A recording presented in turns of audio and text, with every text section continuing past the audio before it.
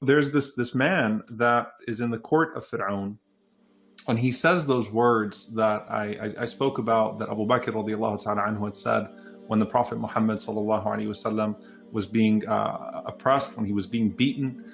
And here you have the Prophet Musa alayhi salam being oppressed, he and his people being oppressed, the threats that are being hurled at Musa alayhi salam. Would you really kill a man because he simply says that my Lord? Would you really kill a man just for saying that he believes in one God? Is that really just that you would kill a man just for that reason? You'd fight him just for that reason? And so you have this man that Allah subhanahu wa ta'ala tells us about, and clearly the implications of it, as the Mufassirin point out, is that he was someone who was in a senior enough position that Fir'aun, wanted to devise a plot to kill him, so that he didn't rupture the relationship that he had with his closest ministers, with his senior ministers there. And so, Fir'aun is going to devise a plan to take him out, an evil plan to take him out. And this man is positing his advice to these people as a person who wishes well for them, right? Like, wake up to your oppression, wake up to your cruelty, humble yourselves, and you still have a chance to be saved. Don't do this, right? Don't carry out this oppression, and save yourselves and do what's good for you, right? So as someone that's giving them good advice. And finally, as he realizes that his advice is not reaching, what does he say to them? He said, "Soon you shall remember what I have said to you. You will one day come to know what I have said to you. And in the meantime, I entrust my affairs to Allah. Surely Allah is watchful over his servants." So he's acknowledging at this point that because his advice did not reach these people, that that he knows what comes next is the devised plan against him. And he says, "Listen, one day you'll remember what I'm saying to you. You will come to remember what I have said to you. In the meantime, I entrust my affairs to Allah, and indeed Allah is watchful over his servants." Now, when he says, most of the scholars, they say that this is referring to the punishment of the hereafter. When you're trying to give advice to someone, or when you kind of state this position like, look, I've done everything that I possibly can at this point, and I leave the rest to Allah. Talking about Tafsir Surah Ibrahim, or reflections on Surah Ibrahim, we started off with this idea of that Allah subhanahu wa ta'ala guides whom he wills, you don't guide whom you love. And so you do your best, but you disconnect yourself, you take responsibility, but at the same time you acknowledge your lack of control over the situation. You leave that to God, right? God's going to guide whom he wills. Allah subhanahu wa ta'ala will guide whom he wills. You do not guide whom you love. So you leave that to Allah subhanahu wa ta'ala. You do your best effort and you leave it to Allah. There's the way of the prophets, right? So the prophets, persevere with their people for years and years and years and years. In the case of Noah, 950 years, Nuh alayhi salam. So they persevere with their prophets for years, years and years and years, calling them to Allah subhanahu wa ta'ala. And as they're calling them to Allah subhanahu wa ta'ala, they're warning them, but they're calling them from a place of great concern. Listen, I'm trying to help you. I'm trying to help you. And, eventually it becomes, at the end of it, you know what?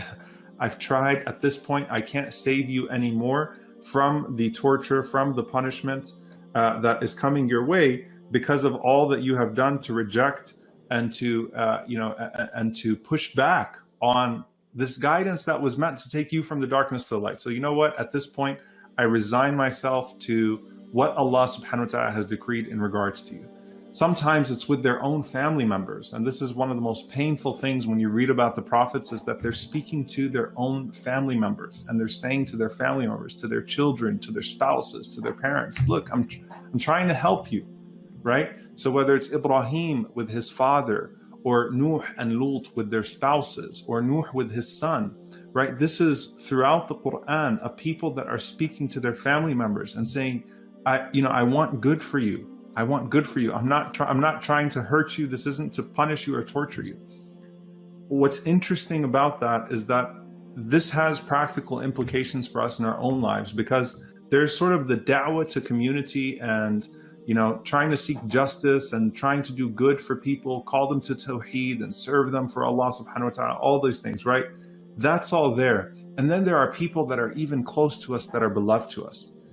And so just like when we seek from the prophets inspiration, methodology, guidance on how to be inspirations to others and how to be guides to others, we also sit with the way that they sat with their pain, right? When they could not guide the people that were beloved to them, and when they were trying to give advice to people that were not in a place to hear them. So Allah tells us in Surah Al-Ahqaf, for example, the parents that are talking to their children and they're saying to their children, right? So this person is being spoken to by their parents and saying, look, I want good for you. You're going to remember this one day. I'm trying to guide you to a good path. I want you to take this advice. I want you to do right by this situation. And that person says, I don't care about you, right? The person talks back to their parents and says, who cares about you? I don't care about you. Right? Oof, get out of my face. You don't know what you're talking about. I'm a grown man and a grown woman. You don't know what stop talking to me. Stop trying to give me advice. Stop worrying about me. And nothing is going to come about of what you're saying anyway. And, that person says, parents, though they're being insulted by their children, they're saying, listen, it's for your own good. Even though you're insulting me, even though you're causing me great pain, I want good for you. I want you to pay attention. I want good for you. And the kids in this situation brush off their parents and they say, whatever, these are just the stories, the fables of the past. These are just the fables of the past. So that pain of a parent speaking to their child is one that, subhanAllah, I mean, anyone that's in a community leader position would have seen that many different times. You're trying to help someone. In the case once your own children, who you would do anything for them, you do anything for them, and they're on a path of hurting themselves, harming themselves, and you're trying to tell them, look, it's for your own good. I want you to think about the consequences of your actions. You're not thinking about the consequences of your actions, and they're brushing them off. Nuh alayhi salam speaking to his son, right? What's more hurtful than that? And sometimes the equation is flipped. Ibrahim speaking to his father. They say that when someone can't hear your advice, just let them know that you're going to love them through their stubbornness. Okay, you're going to love them through their stubbornness, something along those lines. And when I hear that, I think things to him. And he says, peace be unto you. I'm going to seek forgiveness for you. And I'm going to pray. And he's not saying it to his father like, you get away from me, you fool.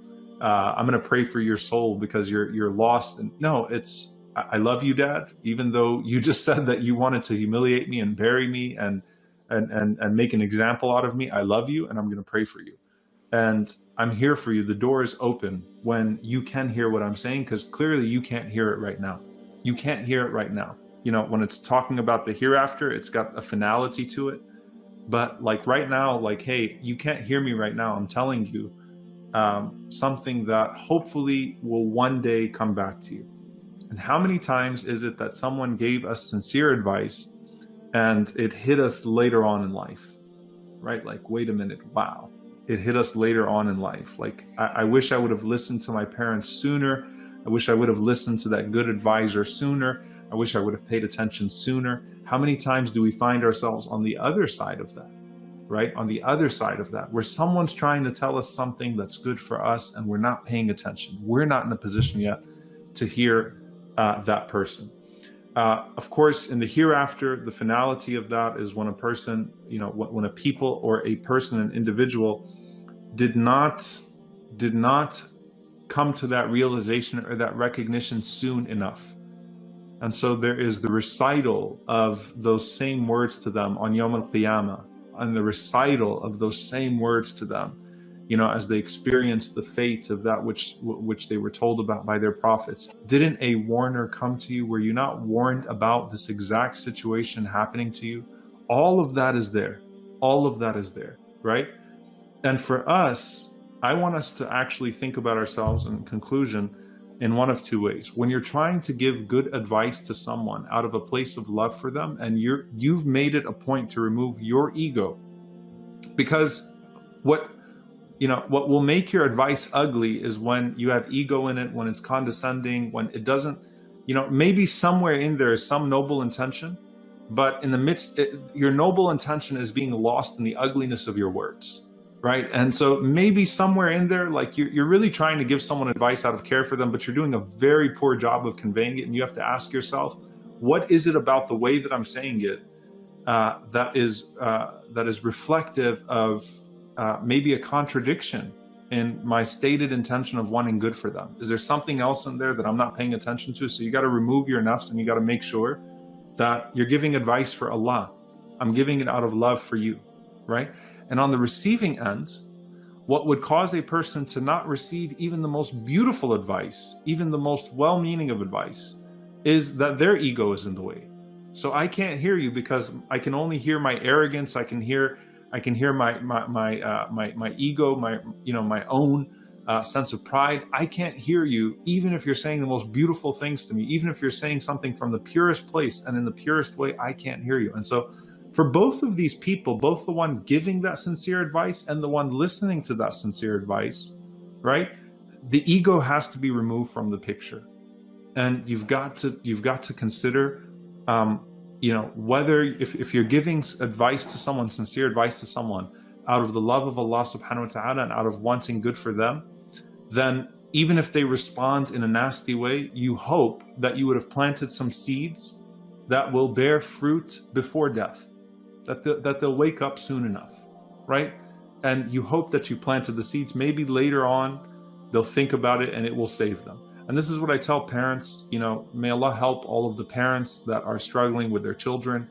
If their children have taken a path of harming themselves and in the process hurting their parents, one day, inshallah ta'ala, that good advice that you planted, those good seeds, bi'idhnillahi ta'ala, one day it'll pop. And again, sometimes it's children that have spoken to their parents that have tried to stop their parents from being on a harmful path, right? We find both of these examples in the prophets. But one day, hopefully, that good parenting, that good advice, those seeds that you planted, one day, hopefully, they'll wake a person up. And on the other hand of that, think about how many times you may have disregarded good advice because of your ego. You didn't like the way it was said. You didn't like the person that was giving it to you, but it was good advice, right? Remove your ego, remove your nafs, and listen. The point is that you want to come to that conclusion in this life, bi'idhnillahi ta'ala. And as a final thought, when I read the seerah of the Prophet ﷺ, and when you read about the Sahaba, and you read about the points at which they came to the Prophet, peace be upon him, some of them really held out for a very long time, but then they had extraordinary careers in Islam, of doing good, extraordinary legacies, right? Like the Khalid ibn al-Walids of the world, radiyallahu ta'ala anhu, right? Held out for a really, really long time. But eventually it came to pass. And there is no way for us, at least in this life, to think about those that held back in Mecca and then eventually became, followers of the Prophet ﷺ, eventually removed their ego. What advice or what words lived with them for a few years and that chipped away at their kufr, at their tughyan, at their oppression, at their rejection? What was chipping away at it for all of those years? Was it something that my son said to me before the hijrah, before he migrated to Medina? Was it something that my sister, this was of course spouses, parents, everything, right? What was it that lived with them for a few years that they thought about, that later on, eventually came to a place of them standing in front of the Prophet ﷺ, not as his enemy, but as a follower and as one who would actually support the cause of righteousness, right? You don't know what was planted there and how that was working in a person's thoughts and how that was working in a person's heart. And so don't despair if you've given good advice to someone. If you love someone and you're trying to give them good, don't despair if the message that you gave to them was rejected initially and it came from a pure place and it was given in a pure way. Don't despair in it. Maybe one day it'll click bi'idhnillahi ta'ala. And do not fail to take yourself to task and ask, okay, what were the good messages that were given to me in life that I didn't pay attention to, that I should have maybe listened to and paid attention to? We ask Allah subhanahu wa ta'ala to allow us to live this beautiful nature of a deen al-nasiha. both in giving advice and receiving sincere advice. And we ask Allah subhanahu wa ta'ala to allow us to see the fruits of that advice in this life and the next, to see the ultimate reward in the hereafter. Allahumma ameen. Assalamu alaikum, brothers and sisters. Hope this video was helpful for you. This may help others too, so please consider sharing, and we will bring more videos in the future inshallah, so consider subscribing and you won't miss any. Jazakallahu khairan.